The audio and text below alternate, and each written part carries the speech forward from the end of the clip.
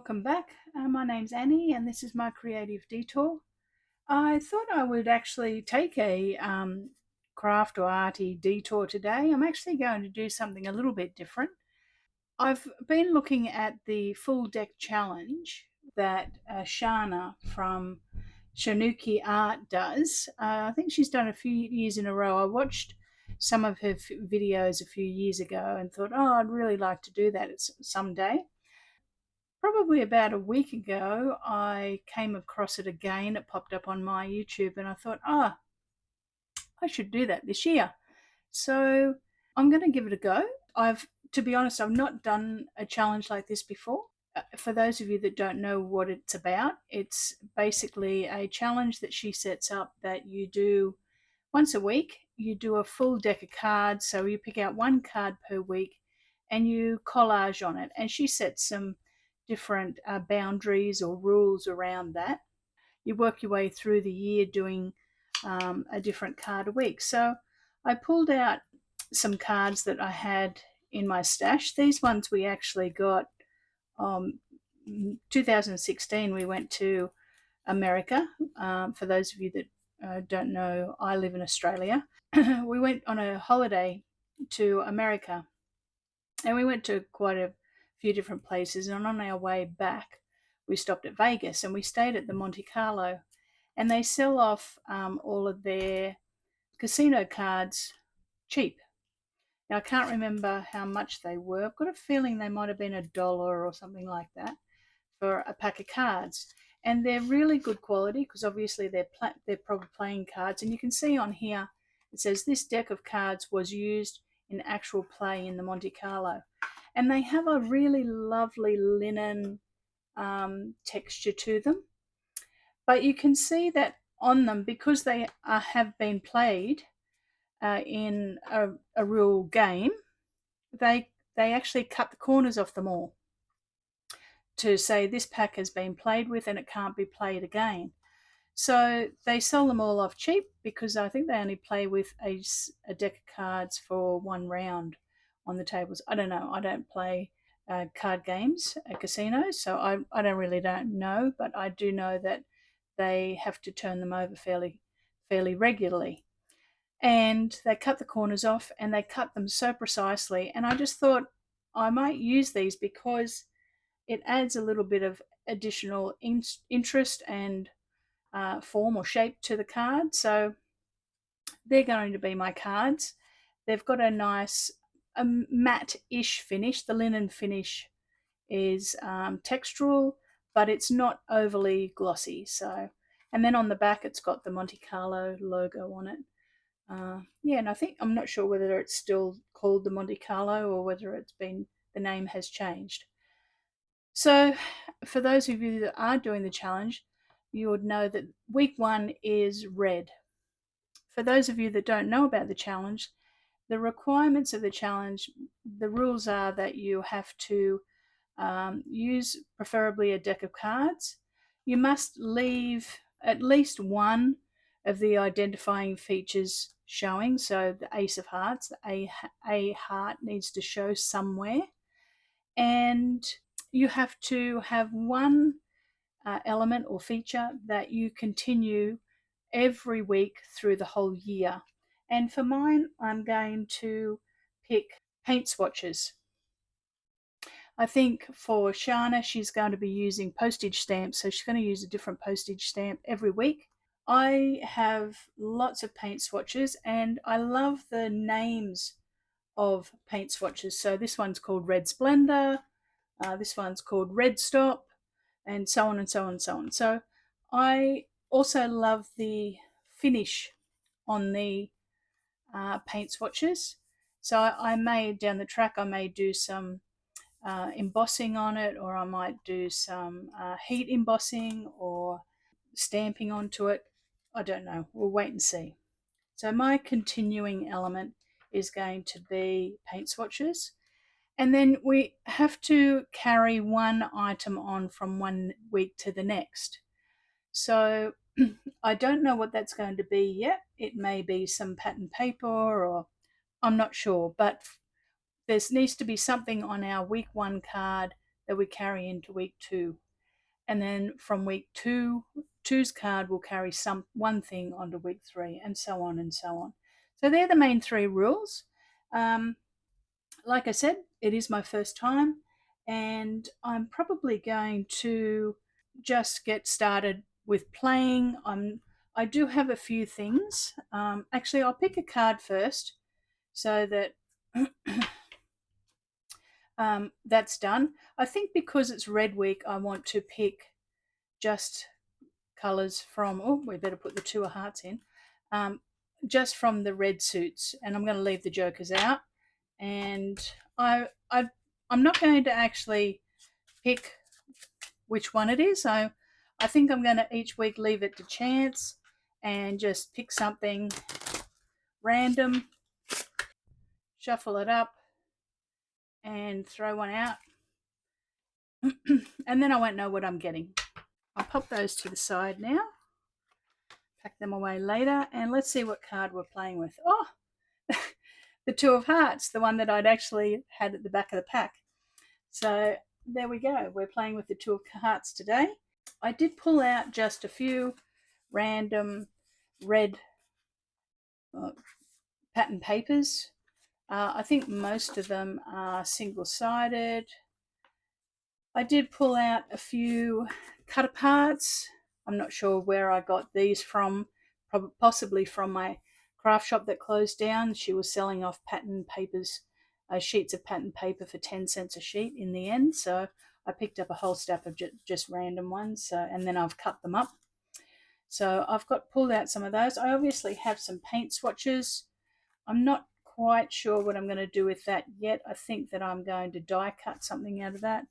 And I just pulled out a little bit of mixture of ephemera. We'll see where that takes us. So I also have pulled out the Tim Holtz Ideology Small Talk, and I've got this sentiment. It's the little things that make life big. And I kind of just thought when I found this tram, this red tram, and a mother and son going on the tram. And I know that for taking my grandchildren onto trams or trains or on the bus, it's such a big thing to them that they're going on a bus or they're going on a tram trip or something. For the rest of us, catching the bus to work, I did it for years and years and years, back and forward, catching the bus, and it was no big deal to me.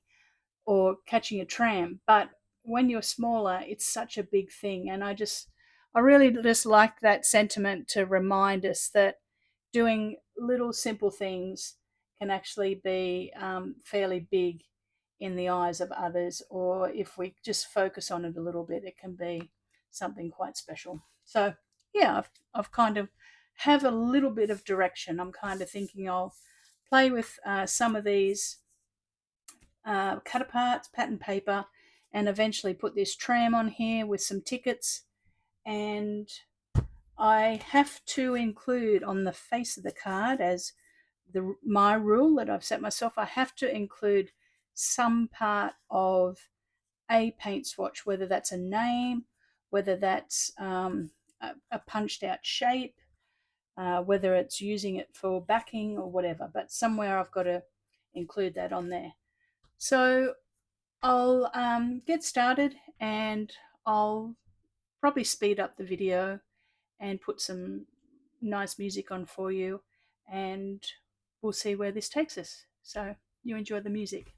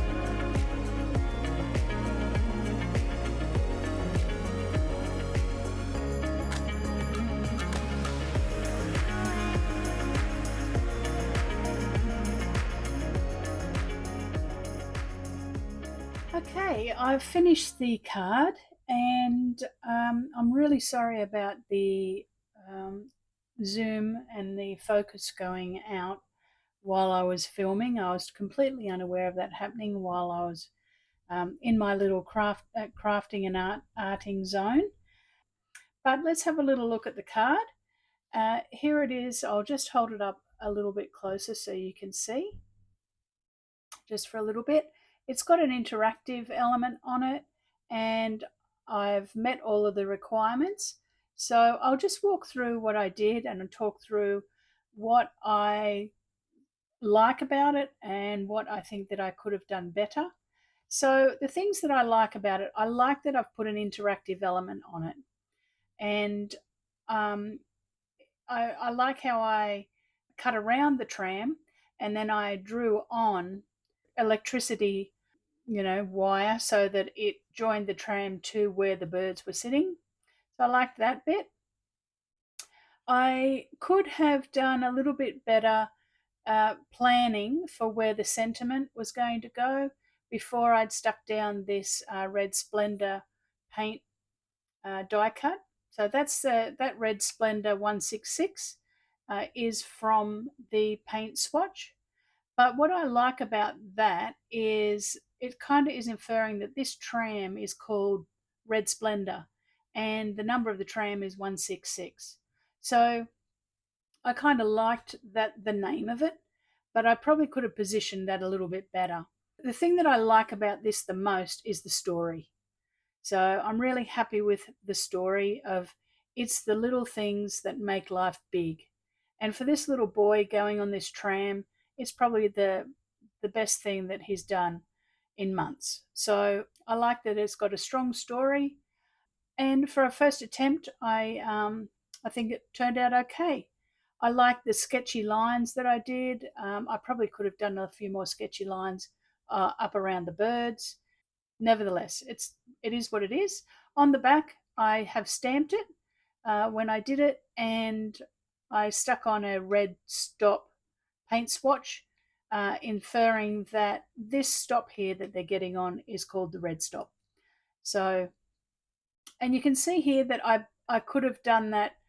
It's holding it off. If I'd put that split pin in a better position, it wouldn't be holding this off the card as much, but it's okay. It's working and it's meeting the criteria. So as for what I'll carry through, I'm not sure whether I'm going to carry through a split pin onto the next card, onto the orange card, or whether I've got birds here. I might carry birds onto the next, or a split pin, something like that. I do have to put a paint swatch on the front somewhere. So that's my card. And yeah, I'm happy with how it turned out, and I really enjoyed the process of doing it.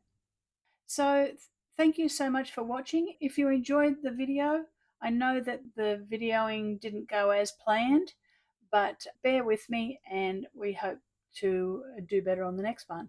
But if you enjoyed it, you enjoyed the process and the story behind it, give me a thumbs up. I'd really appreciate it. Subscribe to the channel and help it grow.